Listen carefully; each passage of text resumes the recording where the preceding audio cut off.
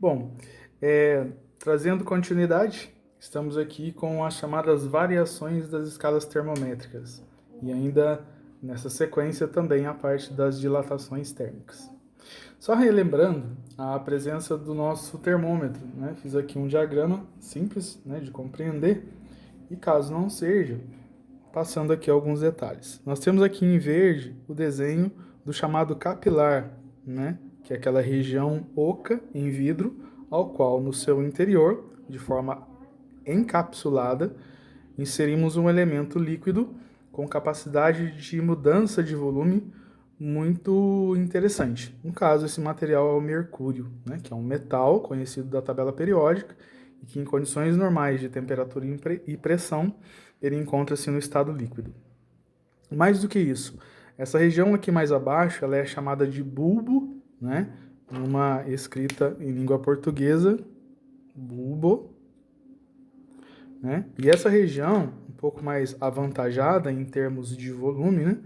Temos praticamente a composição líquida do mercúrio nessa região e esse equipamento, em contato com o meio externo, ele é capaz então de mostrar, né, numa escala numérica, o valor da temperatura. Então toda essa proposta já viabilizamos na aula anterior referente a esse assunto. Mas o que está sendo avaliado aqui agora? Eu gostaria de mostrar, mais uma vez, as três escalas mais conhecidas, né, no nosso material do ensino médio, a escala Celsius, Fahrenheit e Kelvin, de uma maneira novamente simplificada. Como a gente observa aqui, a ideia é pensar que tenhamos três termômetros nas mesmas dimensões, né, conforme tentei mostrar aqui mais à direita, mas com escalas distintas, desta forma.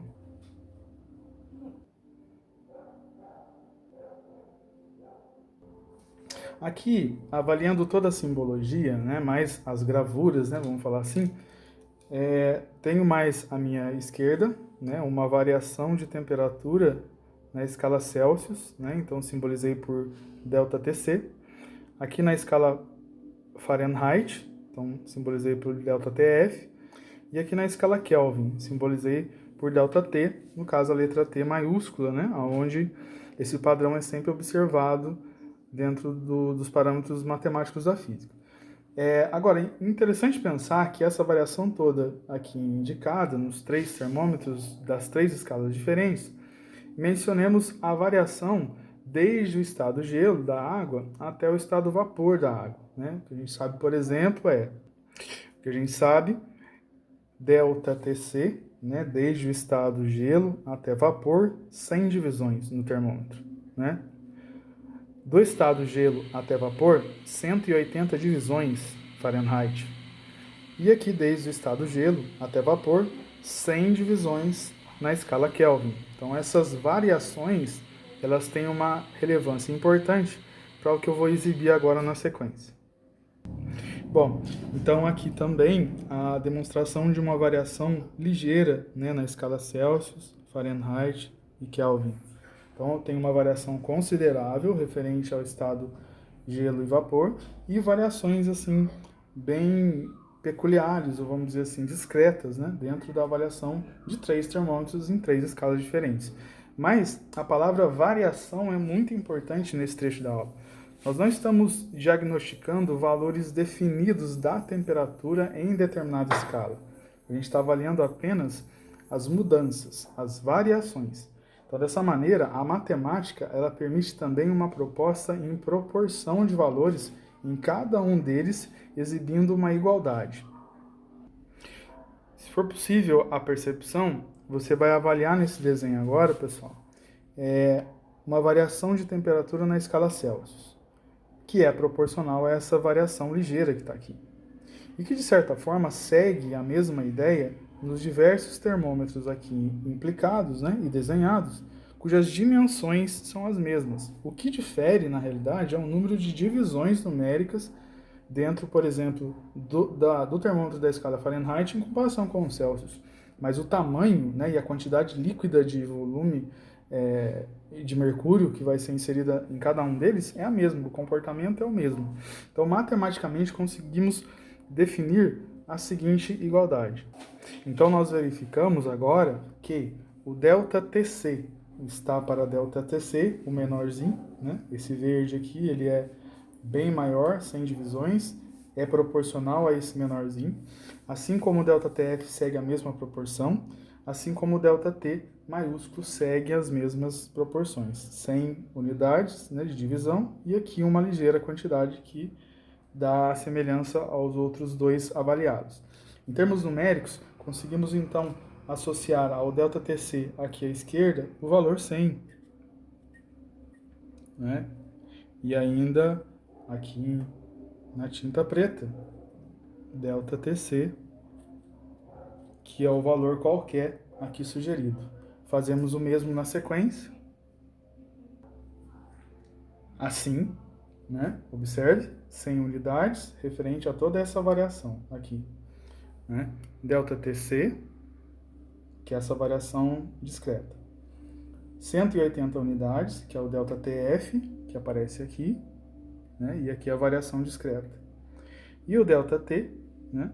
Em Kelvin, 100 unidades, né? Desde o estado de gelo até vapor, o mesmo procede aqui e aqui, 100 unidades. O que a gente também consegue observar, segundo o ajuste numérico, é que esse zero pode ser simplificado com esse zero, assim como esse também, assim como esse também, esse aqui. E de verdade eu posso simplificar, né, todos os elementos aqui na parte superior por 2. Então esse aqui vai oferecer o valor 5, esse aqui vai oferecer o valor 9, esse aqui vai oferecer o valor 5 também. Nossa equação então tem uma nova maneira de ser avaliada. Observando, verifico então 5 sobre ΔTC, né, no caso a variação da temperatura na escala Celsius, tá? Vai ser igual a 9 sobre a variação da temperatura na escala Fahrenheit, que vai ser igual a 5 sobre a variação da temperatura na escala Kelvin. O que dá a equivalência, por exemplo, se eu tapar esse elemento do meio aqui, ó, eu verifico que a variação na escala Kelvin procede da mesma forma que a variação na escala Celsius. Se eu tenho 10 divisões na escala Celsius variantes, eu tenho as mesmas 10 divisões na escala Kelvin variantes, né? Então a proposta é que essa variação é de 1 para 1, se a gente simplificar o 5 com 5. Já se eu avaliar entre escala Celsius e Fahrenheit, essa variação ela não bate na proporção 1 para 1, né? E sim 5 para 9. Vamos imaginar que se eu tiver cada 1 grau, né, de escala Celsius sendo modificada, eu tenho uma variação diferenciada na escala Fahrenheit, e não exatamente igual a 1. Lembrando que a relação entre Fahrenheit e Celsius, em termos de variações, é de 1,8 para 1, né? E no caso também da avaliação em escala Fahrenheit e Kelvin, essa variação também é igual de 1,8, né? Então, verificamos a possibilidade de trabalhar um exercício cuja linguagem não seja saber o valor da temperatura, e sim saber a variação da temperatura. Referente a esse conteúdo, a gente pode já transmitir um exercício prático. Vamos lá. Bom, escolhi um exercício aqui, fazer a leitura. Ita, São Paulo. Ele comenta o seguinte: o verão de 1994 foi particularmente quente nos Estados Unidos da América. A diferença entre a máxima temperatura do verão e a mínima no inverno anterior foi de 60 graus Celsius. Qual o valor dessa diferença na escala Fahrenheit? Tá? Então, o valor da diferença na escala Fahrenheit, ele trata o conceito da variação. Então, lembrando que a variação informada foi na escala Celsius e eu desejo encontrar a variação na escala Fahrenheit. Vamos lá? Muito bem. Então, a variação informada foi a da escala Celsius e o desejo na resolução do exercício aqui é informar a variação na escala Fahrenheit. Esse é um exercício número 16 da parte de preparação do ensino superior do livro do Alberto Gaspar, né? No caso, o capítulo 23, sobre introdução à termodinâmica. Então, assim, se observo a presença dessa expressão aqui mais à esquerda, basta investigar os elementos fornecidos e aquilo que a gente consegue extrair.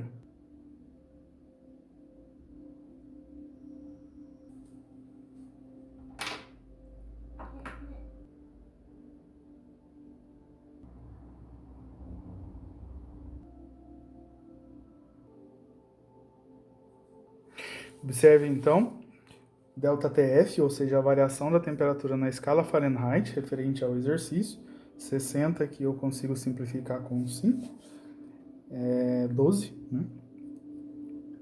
Vezes 9, que dá um intervalo de temperatura na escala Fahrenheit de 108. Informo a vocês, então, que a descoberta chega a trazer um pouco de dúvidas, né? Mas é referente exatamente à matéria. O que varia em graus Celsius, por exemplo, 60 graus, na escala Fahrenheit, essa variação é da ordem de 108. O que traz uma conclusão interessante, se a gente ainda avançar nesse exercício, mesmo finalizando o próprio. Posso informar, então, que para cada 60 graus Celsius que eu percebi na variação, eu tenho uma variação de 108 graus Fahrenheit. Se eu então pensar que esse número pode trazer uma outra informação referente a 1 grau apenas, ou seja, se eu dividir a parte de cima dessa fração aqui por 1 grau, né, ficando assim, ó, nós obteremos, fácil verificar então, né, se eu divido o numerador por 60, eu obtenho 1 grau Celsius. Se eu divido também o denominador por 60, eu obtenho 1,8 graus Fahrenheit. E essa informação super importante para o assunto, cada 1 grau Celsius de variação implica 1,8 graus Fahrenheit também de maneira concomitante. Lembrar que o contexto aqui envolve variação e não valores de temperatura. A gente pode reforçar esse tipo de instrumento matemático trazendo uma lembrança também da aula anterior. Um instante. Bem, então perceba, aqui mais à direita, eu forneço a expressão já vista de conversão de temperatura, né? 9 vezes a escala Celsius igual a 5, que multiplica a escala Fahrenheit menos 32. Então essa aqui é uma fórmula de conversão do valor da temperatura, né? Assim como esta também. O valor da escala Celsius vai ser igual ao valor da escala Kelvin menos 273. Então, nesse trecho acima, eu calculo valores de temperatura de uma escala para outra. Aqui abaixo, que é a temática desse momento da aula, ela trata o quê? As variações, né? Então, se eu procuro uma variação, não valor de temperatura, em Celsius, eu consigo verificar a mesma variação na escala Kelvin e uma variação de 1 para 1,8 na escala Fahrenheit.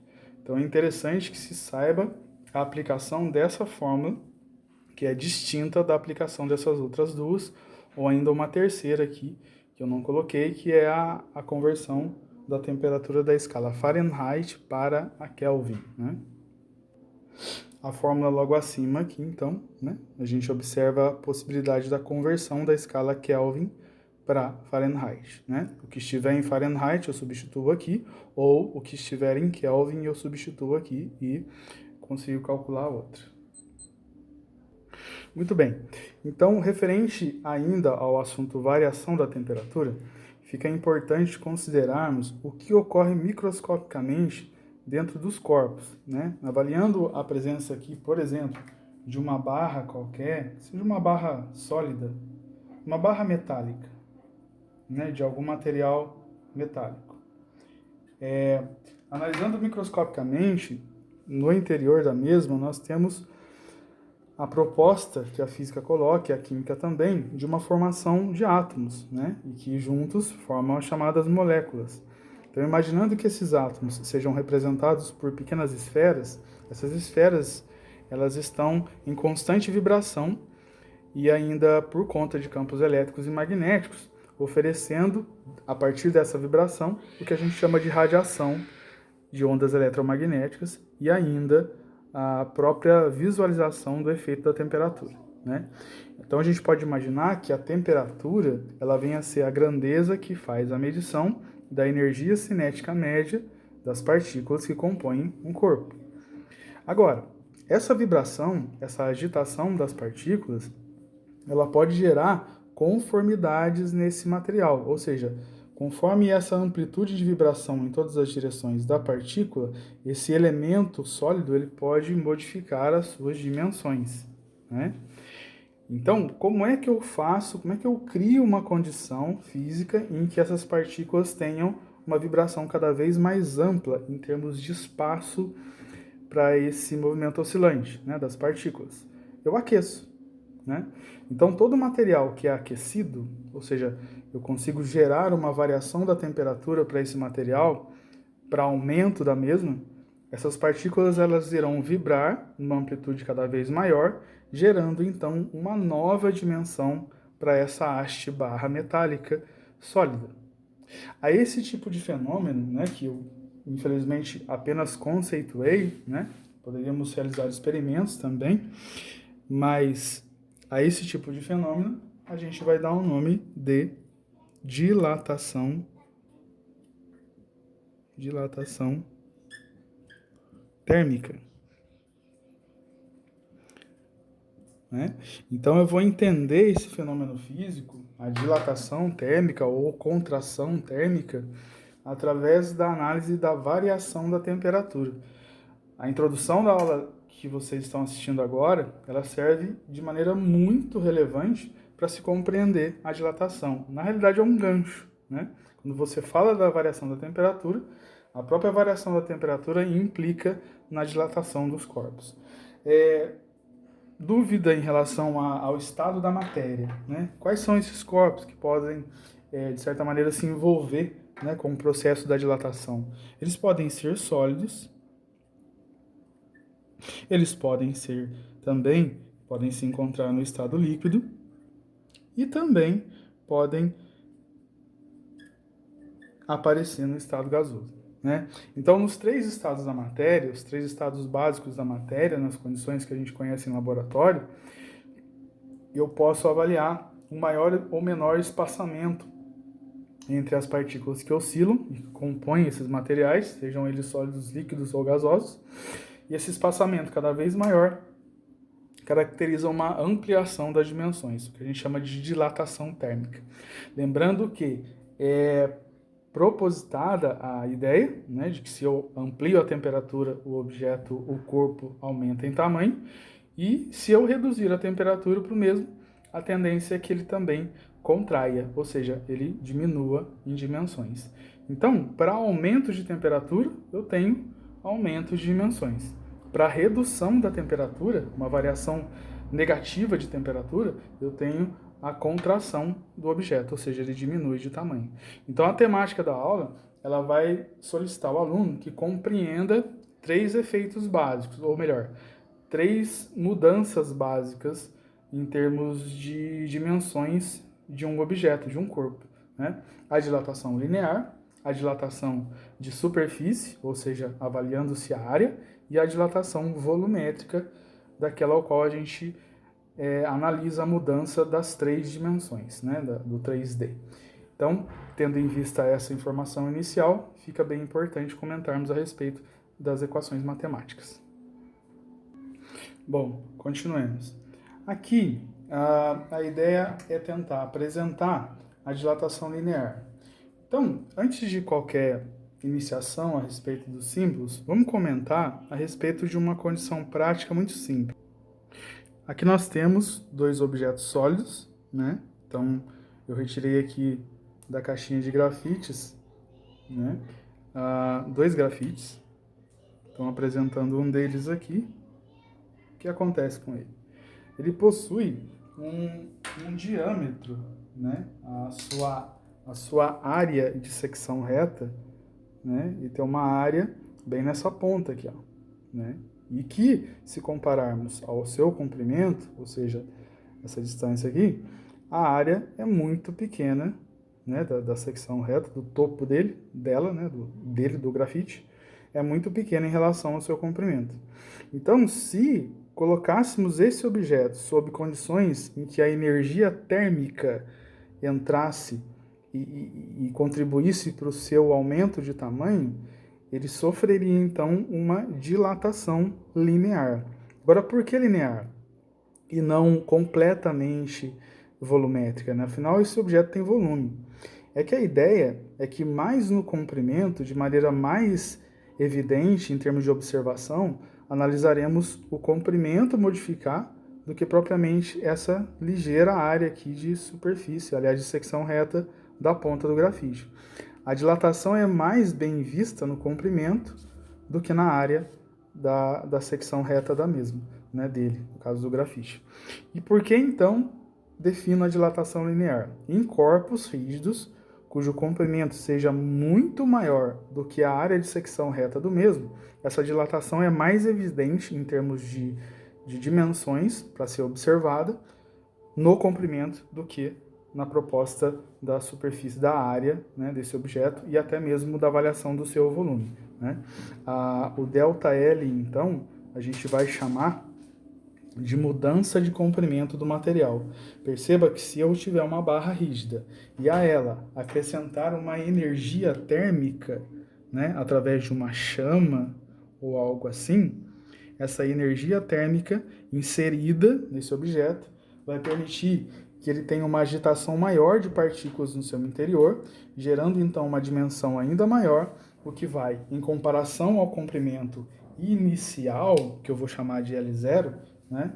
Esse objeto terá um comprimento final, que eu vou chamar de L, e este L nada mais é que o comprimento inicial mais a variação do comprimento observada no processo, no fenômeno físico aqui a ser comentado.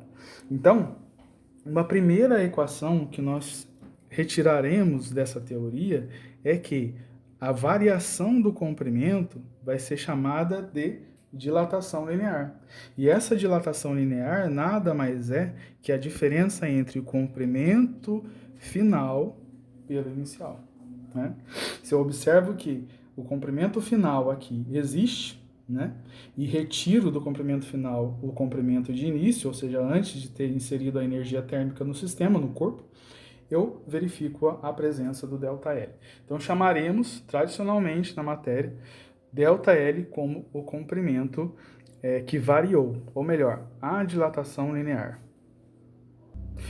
Ainda num comentário também associado à parte física, a gente também consegue aprovar a ideia de que a mudança do comprimento é diretamente proporcional, matematicamente falando, ao comprimento de início, né? O que eu quero dizer, o que a gente quer evidenciar é que conforme o comprimento inicial das barras, dos objetos metálicos sólidos que sejam, quaisquer materiais, conforme e maior for esse comprimento inicial, maior será o ΔL, né? Se eu tenho uma pequena barra de metal exposta ao Sol e uma grande barra desse mesmo metal exposta ao Sol, o ΔL será maior para aquela barra que é maior. Ou seja, o ΔL é diretamente proporcional ao comprimento de início. Outros dois pontos importantes nessa avaliação da variação do comprimento, né, é em relação à mudança da temperatura. Se essa variância de temperatura for cada vez maior, eu vou pensar que esse ΔL vai ser ainda maior, né? Se eu inserir mais energia térmica no sistema, maior será o ΔL. Ou seja, se eu colocar uma barra metálica exposta ao Sol a um longo prazo de tempo, ou aproximar ainda mais essa barra da fonte de calor, ela vai gerar ainda, a ela será gerada ainda um comprimento ainda maior. Então eu consigo oferecer também essa ideia. ΔL, a dilatação linear, é diretamente proporcional à variação da temperatura. Assim como e também a composição atômica do material. Determinados materiais são capazes de dilatar menos ou mais expostos à mesma fonte de calor. A ideia é comparar barras de aço com barras de alumínio ou com de outro qualquer material metálico que se empregue aí no cotidiano nosso. Então, assim, o comprimento inicial ele é relevante para a variação do comprimento conforme a dilatação linear. A variação da temperatura também, e de forma direta. E ainda a composição do material, o que nos leva à formação de uma segunda expressão da mudança do comprimento. ΔL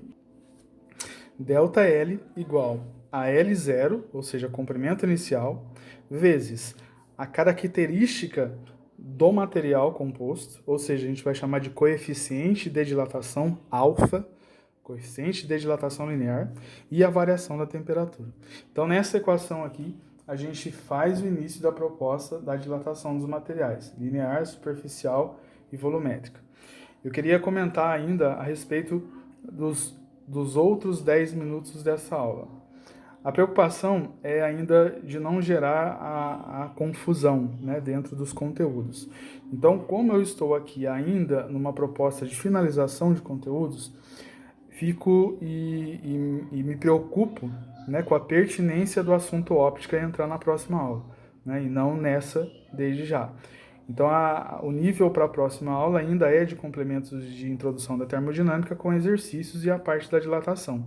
E, por fim, nós iniciamos a inserção, né, na próxima semana, do assunto óptica de maneira mais básica, até que a gente consiga fechar todo o conteúdo de termologia ainda no mês de setembro, e ainda no mês de setembro criando uma boa introdução à óptica, o que dá um período bom aí com os trabalhos no mês de outubro, né, para deixar a turma do ensino médio, aí da terceira série do ensino médio, em condições interessantes, né, para os próximos vestibulares aí que devem ter o seu início de trabalho em janeiro e daí para diante. Eu estou mencionando o Unesp, a USP, a Unicamp, né, que são os vestibulares tradicionais que nós conhecemos.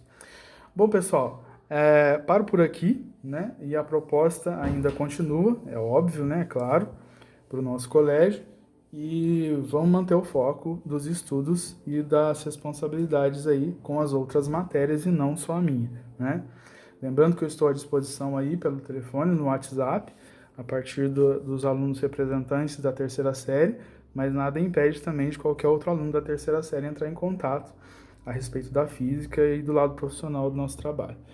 Bom, pessoal, até breve, fiquem com Deus e um abraço do Langão.